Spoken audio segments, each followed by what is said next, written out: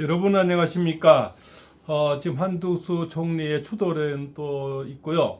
또 뭡니까? 또 이렇게 무소속으로 나중에 나왔다가 단일화하는 어떤 이런 얘기도 나오고 있습니다. 과연 한두수 총리가 나오면은 이재명이가 벌벌 떨까요? 하는 그런 영상이 되겠습니다. 어떻게 늘 뭡니까? 기적은 이재명인데만 계속 일어나는 겁니까? 헌법재판소에서 일어나고요. 고등법원에서도 기적이 일어나고요. 천만분의 일 같은 기적들이 계속 이어지고 있습니다. 그렇습니까? 전생에 나라를 구했는지 어떻게 해서 기적이 이재명에만 계속 일어나는지 하늘도 원망스럽습니다. 우리 대통령 되는 모지고 그렇게 빠르게 뭡니까 KTX처럼 정광석화 같이 이루어지는 법도 이재명에 가면은 늘어져서 한여름에 그렇습니까? 우리 음력 6월달에 엿가락 늘어들듯이 늘어진다는 겁니다. 그렇습니까? 같은 법인데 어떻게 이렇게 한 사람은 늘어지고 한 사람은 계속 통지를 받았다 안 받았다 별짓을 다 하는데요. 대통령께는 그렇게 아주 몹쓸게도 모지게도 그렇게 정광석화 같이 이루어지는지 정말 개탄스럽기 짝이 없습니다. 바로 뭡니까? 어게인윤 지금도 왜 이렇게 많이 외칩니까? 지금 현재 나오는 후보를 다 뭡니까? 프로세 해도 다 못해도 이재명을 이기지를 못하는 이 우왕좌왕 지금 하고 있는 물론 뭐 초반전이라서 그런 것도 있고요. 막 뭡니까? 내란 몰이에서 지금 아직 헤어나지 못한 것도 있고요. 또한 뭡니까? 여러 가지 선수가 너무 많으니까 갈라지는 것도 있겠죠. 그리고 대표 주자가 저쪽에는 이재명이 독주고 이쪽에는 한 여러 명 나눠지니까 아직까지 어느 쪽으로 마음을 줄지를 모르는 이런 또 분산표가 있고요. 또 중도 또 보수 우파들은 아직까지는 뭐 이쪽 저쪽 정하지 못한 부동표가 많이 있다고 얘기하지 않습니까? 그래서 바로 한두 총리와 이재명의 어떤 운명을 비교해 봤을 때는요. 결론적으로 말씀드리면 한덕수 총리의 어떤 49년생 6월 18일인데요. 또 지금 한 75가 이렇게 되죠. 그런데 원래 운명이 본인에게는 관제 구설이 들어와 있어서 좀 힘든 여정이 아닐까. 또 뭡니까? 음력 5월에 태어난 분들은 원래 을 4년이 돼서 오로지 비와 촉촉한 빗물이 필요한데 원래는 왼종일 굉장히 햇빛 맞드는 그런 운이라서 굉장히 불리한 여건에 처하게 된다. 그리고 관제 구설에 들어간다는 것은 지금 뭡니까 국회에서나 뭐 박지원이 상대한다는 거나 고민정이 상대하는 이런 파이터적인 것은 굉장히 봤지만 우리가 강의에서 국회를 벗어나서 정부에 벗어나서 이 더러워 빠진 이 정치판에서는 과연 파이터적으로 어떤 뭡니까 이길 수 있을까? 이것은 감히 조금 뭡니까 염려가 됩니다. 물론 하버드 석사 박사를 한 그런 유능한 천재고요. 또한 뭡니까 저기 미국 트럼프 대통령과도 잘 연결이 되고 또한 뭡니까 또 미국 통일하는 이런 게 신사다운 그지 않습니까? 젠틀맨이라는 여러 가지 닉네임이 따랐지만은 이 혼탁한 정치판에서는 그지 않습니까? 그냥 뭐 조금만 틈만 봐도 내란 몰이다 이렇게 해서 하이에나치를 물고 뜯어버리는 이 정치판에서는 파이터적인 면에서는 좀 약하지 않나 개인적으로 그렇게 생각이 됩니다. 그래서 원래 운세가 또 뭡니까 한덕수 총리는 가장 좀 불운한 그런 운세고요. 뭐냐 우리 어게인 그죠 윤석열 대통령님은 작년에 오는 최악이랐지만 그것도 12월 3일이면은 음력 11일이 되겠죠. 가장 뭡니까 지띠가 지날에 그렇지 않습니까? 가장 어려운 그런 운명을 맞았다. 저는 그렇게 볼 수가 있습니다. 개인적으로는 뭡니까 김건희 여사님하고 윤석열 대통령 두 분이 공이3재랐는데 3재가 벗어나기 전 동지가 되기 전에 두 분 똑같은 상삼재를 갖고 계시는데 그것도 또 지달에 했으니까 또 3재 때 터뜨려 버렸는 것이 가장 불운한 아쉬운 면이 아닐까. 그렇지만 늘 기적은 어떻게 이자인데만 일어날지 하늘이 원망스럽습니다. 뭡니까 그렇게 고등부원에서 뒤집어지는 확률이 1%라고 하지 않습니까?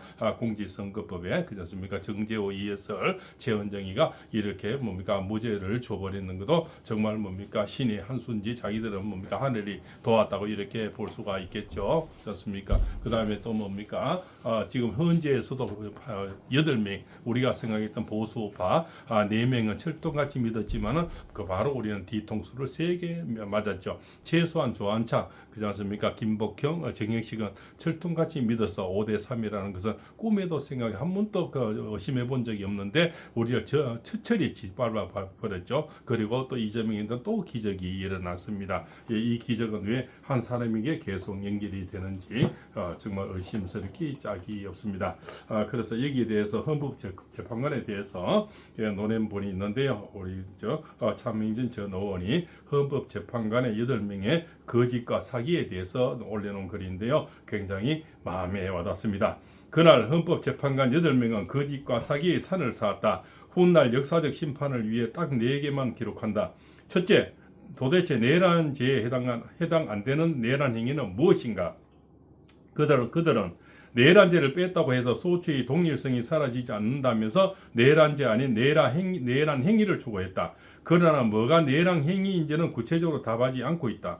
내가 무지해서 못 알아듣는 게 아닐까 해서 판결문을 수십 번 읽으면서 전후 맥락을 살펴봤다. 기껏해야 개헌권을 함부로 발동해서 국민 간담을 서늘하게 했다는 말밖에 없다. 그래서 위헌 입법이란다. 내 죄를 내가 알았다. 사또 재판이 따로 없다. 둘째, 형사소송법 311조, 313조에 분명히 적시되어 있는 바 신문 조서는 피고인이 인정하지 않으면 공판에서 증거로 사용할 수 없다 이렇게 되어 있는데 헌법재판소에서는 불법으로 검찰, 경찰 신문 조서를 복사해 가져다가 증거 자료로 썼다. 그러다 보니 너희들도 내란 동조범이라는 협박에 넘어간 군인들의 알아서 설설 긴 증언이 고스란히 내란 행위의 증거로 이용됐다.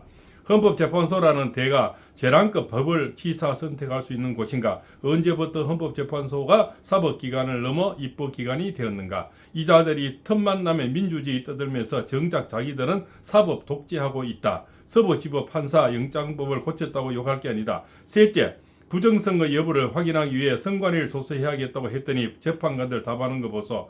우리랑 한톡 속인 선관위원장이 부실 소지가 있는 데를 다 고쳤다고 하더라. 그러니 선관위 조사를 더 할 필요가 없다. 소도둑 잡자고 했더니 앞으로 도둑질 못하게 문단속 잘했으니 그걸로 퉁치자. 뭐 이런 거죠. 얘네들 재판관 맞냐? 얘들 말대로면 앞으로 우리나라에는 수사도 재판도 필요 없다. 경비 아저씨만 있으면 된다. 솔직히 나는 그동안 부정선거 의심하는 수준이었다. 이 자들이 궁색한 판결문을 보고 부정선거를 100% 확실하게 됐다. 넷째, 나는 다음 구절을 읽고 아연 실색할 수밖에 없었다. 한편 국회가 신속하게 비상계엄 해제 요구를 할 수 있었던 것은 시민들의 저항과 국경의 소극적인 임무 수행 덕분이었으므로 욕 나온다. 이건 법리 해석 문제를 넘어 팩트 자체를 왜곡하고 있다. 계엄군도 많이 배치하고 탱크도 동원했으면 그런 평화로운 장면이 만들어졌을까? 계엄 사령관이 군인들에게 적극적으로 진압 행위를 명령했으면 시민의 용감한 행동이란 게 연출됐을까? 당시 거리에 나왔던 사람들도 시민도 아니었다. 민주당 당직자나 예의도 정치 건달들이었다. 그들이 난동을 시민의 저항이라고 이렇게 떠들고 앉았다는 거죠. 거짓말도 정도껏 해야지. 이건 완전히 광우병, 후쿠시마 오염수 입장이나 놓는 반국가 세들의 논조가 아닌가. 이게 대한민국 최고의 사법기관이 판결문이라니. 이건 분명히 민주당 그중에서도 천박한 인식의 대표 정청래가 초안 잡아주고 정계선이가 완성한 정치 찌라시에 틀림없다. 곱씹으면 곱씹을수록 승복할 수 없는 판결이다. 사족이라기보다는 본심인 말을 붙입니다. 도대체 왜 비우리 법판사들은 이 말도 안 되는 판결문에 소수 의견 한마디 안 붙이고 동의했을까? 헌법학의 대가들도 엉터리 판결을 꾸짖었는데 윤 대통령 지지자 여론은 항상 넉넉했는데 광화문 집회는 좌빨들이 그것보다 열기도 숫자도 늘 10배 넘었는데 왜 우리는 졌을까? 이제 와서 이유 알고 싶지 않다. 다만 당신들 포함한 3족이 후회할 거다. 좌파들도 당신들 안 챙겨줄 거다. 그렇지 않습니까? 좌파들이 정권을 과연 잘 챙겨주겠느냐. 그렇지 않습니까? 가장 지책에 있는 사람들을 또 이렇게 옛날에 우리 사극에 보면 가장 쿠데타를 선거한 적들이 개국적으로 자기 옆에 적을 아우를 먼저 척결하는 거죠. 옛날 김일성이도 그랬지 않습니까? 원래 이렇게 어떤 정권을 쟁탈하면은 바로 수족들을 먼저 잘라버리는 것이 어떤 난의 어떤 일종이 아닌가 이런 얘기를 차명진 전 의원이 하고 있는 것 같습니다. 그래서 두 사람은 또 한덕수 총리와 이재명의 상극의 어떤 운명이고요. 그렇지 않습니까? 그래서 지금 겨울하고 봄, 여름만 다를 뿐이고요. 굉장히 상극의 운명입니다. 그래서 함께 할 수는 없는 그런 운명이고요. 그래서 한덕수 총리의 원래 운명은 그렇게 눅눅지가 않고 6월 3일이 되면요. 월요일은 신사달이 되는데요. 굉장히 더워지는 그런 달이라서 물기 하나 없는 한덕수 총리의 어떤 운명에서는 전혀 도움이 되지 않는 그런 달이고 그런 날이다. 그래서 제가 볼 때는 이재명하고 1대1로 붙으면은 100점 100패다 저는 그렇게 보고요. 더 나은 전투력이 있는 강호에서 많이 뛰어본 이런 선수가 더 낫지 않을까. 지금 뭡니까 한덕수 총리 호남 출신이고 어쩌고 저쩌고 여러 가지 뭡니까 국회에서 파이터적인 게 좀 있었고 아주 논리 정연하고 또 정치 경험이 풍부하고 관료 뭔가 총리로서 경험 풍부하고 대외적인 또 뭐 바이든 뭡니까 또 트럼프 이런 쪽에 굉장히 유능한 어떤 대통 그렇지 않습니까? 미국통 이런 것이 다 유능한 점은 많지만 강호에서 파이터적인 것은 정치하고는 굉장히 차이가 난다. 이런 자들은 박지원이나 이런 뭐 이재명 이런 자들은 정치에서는 굉장히 뭡니까? 굉장히 대가들이지 않습니까? 이런 자들을 상대하기에는 굉장히 전투력이 있는 파이터적인 어떤 강호에서 뼈가 굵은 그러한 정치인이 더 필요하지 않나 개인적으로 생각하고 있습니다. 팔봉쌤 TV입니다.